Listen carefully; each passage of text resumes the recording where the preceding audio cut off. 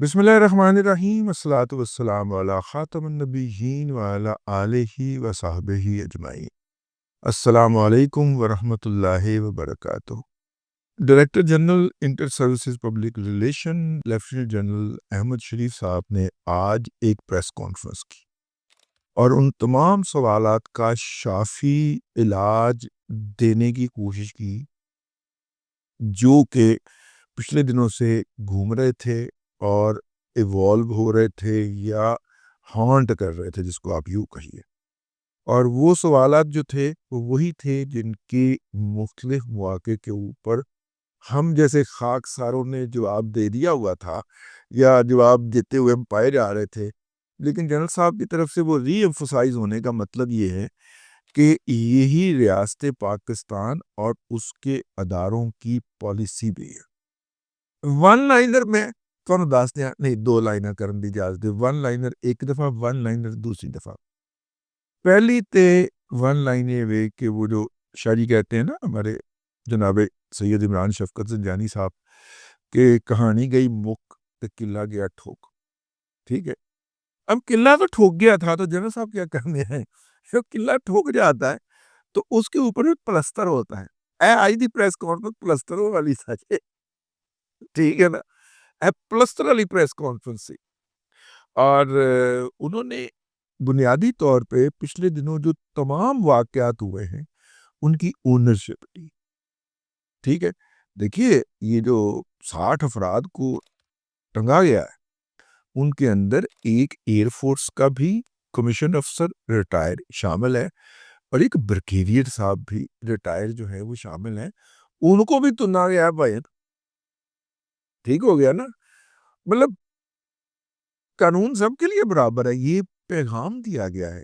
اور اس پورے عمل کی اونرشپ لینے کے لیے آج احمد شریف صاحب جو تھے، میں انہیں پیار سے سائنسدان دا پتر کہتا ہوں، تو آج جو ہیں وہ آئے ہیں اور آہا مزہ آیا۔ شاید یہ انسانی فطرت بھی ہو یا ہوتی ہے کہ جب آپ سامنے والے شخص سے وہی بات سنیں جو گویا کہ آپ کے دل میں ہے تو آپ کو بڑا بھلا لگتا ہے، ٹھیک ہے۔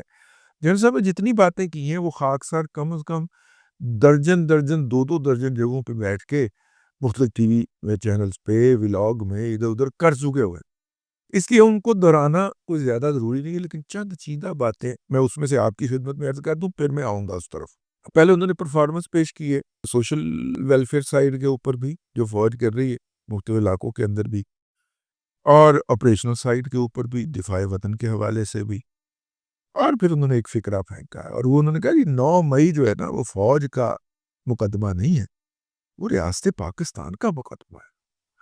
کوئی بھی جتھا اٹھے اور وہ زور کے اوپر، دھونس کے اوپر، دھاندلی کے اوپر اپنی بات امپوز کرنے کی بات کرے، وہ کرائے پہ لائے ہوئے یوتھر جو ہے وہ کہیں کہ جناب اب خان لے کے واپس جائے گی، تو ریاست اس طرح نہیں چل سکتی۔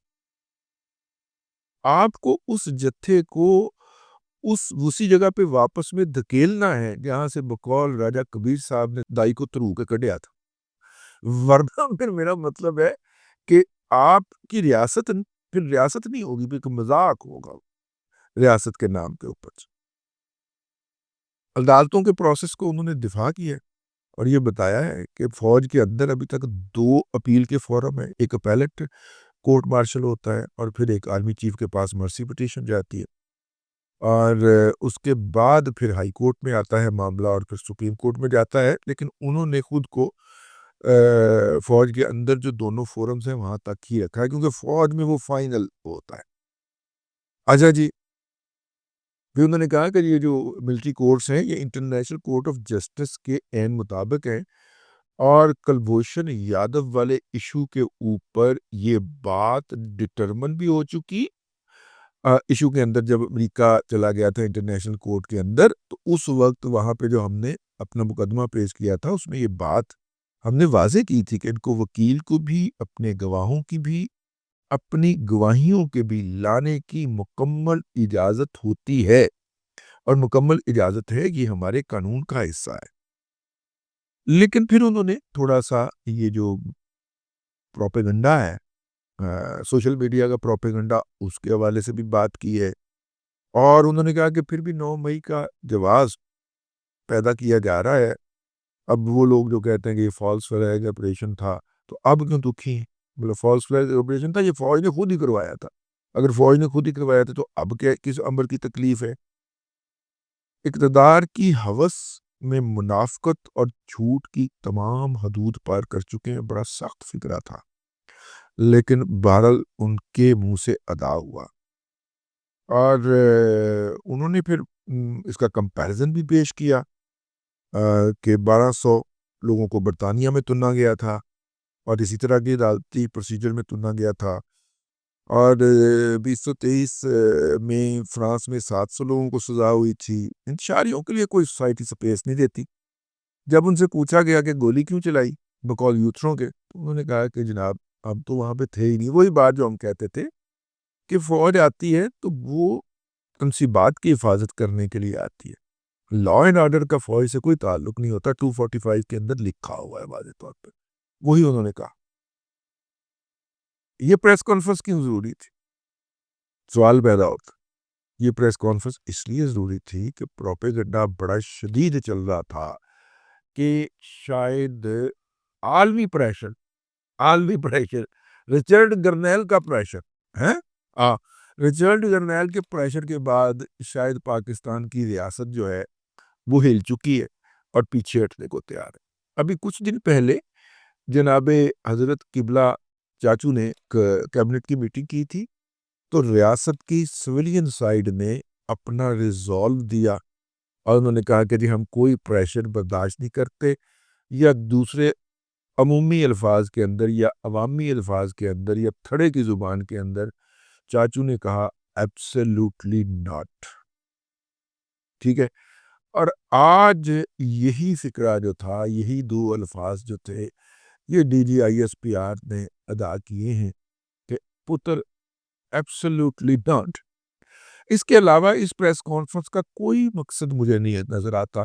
کور کمانڈر کانفرنس کا انتظار کیا جا سکتا تھا کہ اس کے اعلامیے میں یہ بات کہہ دی جائے، یا اگلی فارمیشن کمانڈر کا، نہیں، پریس کانفرنس کی ہے۔ ابھی کل سزائیں ہوئی ہیں، آج پریس کانفرنس کر کے نہ صرف کہ ان کی اونرشپ لی گئی، بلکہ حکومت کی طرف سے کہے جانے والے ایبسلیوٹلی ناٹ کو انڈورس کیا گیا، سیمنٹ کیا گیا اور سپورٹ کیا گیا کہ ہم اس کے ساتھ کھڑے ہوئے ہیں۔ یعنی ریاست نے اپنا ریزولو دے دیا۔ آخری فکرہ میں نے کہنا ہے، آخری فکرہ سنے بغیر اپنے ولاگ آف نہیں کرنا۔ ریاست نے اپنا ریزولو دیا ہے کہ ہم کسی کو یہ بات، یہ بدماشی، یہ جگہ گیری، یہ چوری چکاری دھوس کرنے کی اجازت نہیں دیں گے۔ ٹھیک ہے نا؟ تو پائن ہم تو ساتھ کھڑے۔ اچھا، آخری فکرہ کیا ہے؟ آخری فکرہ یہ ہے کہ اس پریس کانفرنس کا ایک پیغام یہ بھی تھا کہ اگلی باری عمران احمد خان نیازی بانی پی ٹی آئی کی ہے، کیونکہ ایک قدم آپ بڑھ گئے نا، اس کے بھانجے کو سب سے زیادہ سزا دی گئی۔ ٹھیک ہے نا؟ ایک قدم آپ آگے بڑھ گئے، تو اب اس سے اگلا قدم جو ہے وہ تو جناب بانی کی کھولی میں پڑے گا۔ کیا خیال ہے؟ اس کا مطلب ہے کہ رعایت نشتہ، کسی بھی طرح کی رعایت نشتہ۔ انہوں نے ہمسایہ ممالک کے والے افغانستان اور انڈیا کے والے سے بھی باتیں کی ہیں، اور انڈیا کی طرف سے جو سائبر اٹیک آ رہا ہے اور جس کی طرف ہم وقتاً فوقتاً ان کی توجہ دلواتے رہتے ہیں، اس کی بھی باتیں کی ہیں۔ لیکن بہرحال وہ آپ نے لائیو دیکھ لیا ہوگا، ورنہ ریکارڈڈ دیکھ لیجئے گا۔ آج پریس کانفرنس بڑی احسن طریقے سے کنڈکٹ کی گئی۔ اب تک کے لیے اتنا ہی۔ اللہ تبارک و تعالیٰ آپ کو آسانیاں عطا کرے اور آسانیاں خلق خدا میں تقسیم کرنے کی توفیق عطا کرے۔